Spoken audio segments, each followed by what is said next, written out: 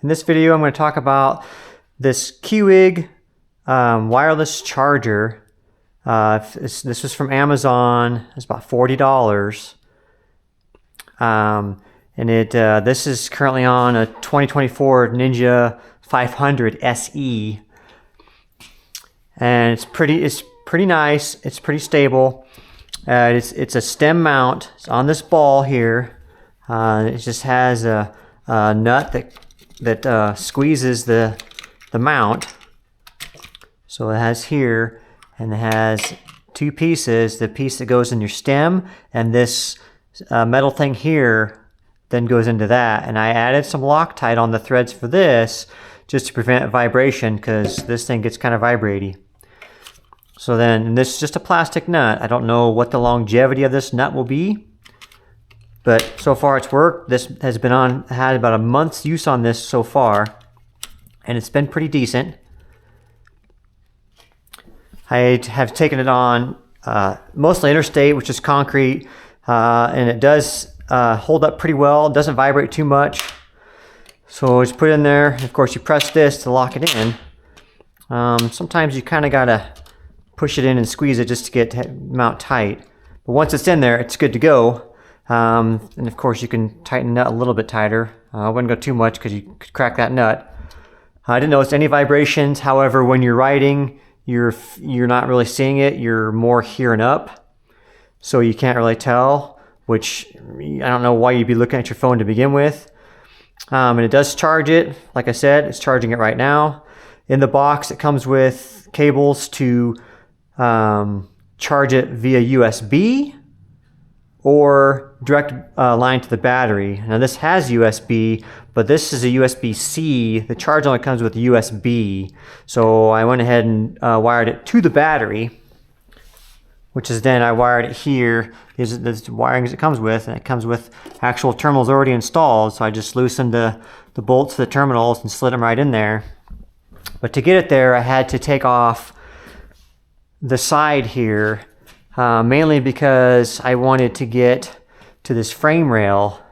So I went underneath into here. This is the connection to bring it off here.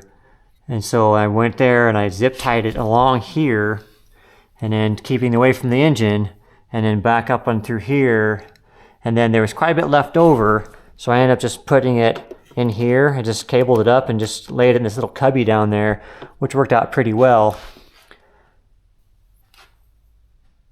That way it's not seen, and it's out of the way. And then it is wired direct now, so when you're not using it, it is on.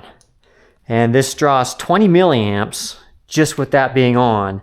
20 milliamps isn't a lot, but I would assume if this bike is probably not run for 3 days or more, it will probably drain the battery. However, this does have a button on the bottom, and you can turn it off. When it's off, it draws 0 milliamps, which is great.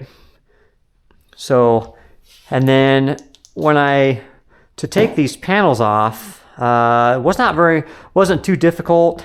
There are 4 pieces, and then the 4 pieces, one was a big one, but they come off in order, and they're just kind of like, they just go over top each other, and with very few fasteners.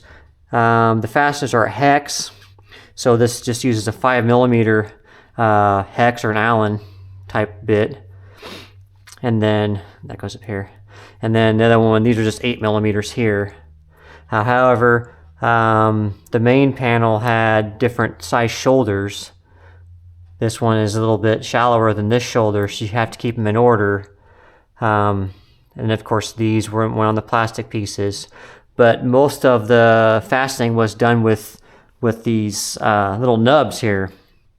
So the nubs just go into these rubber grommets here. They just snap in there.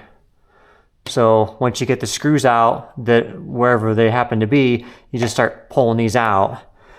The big panel had one here that snaps into. It's pretty slick design, actually.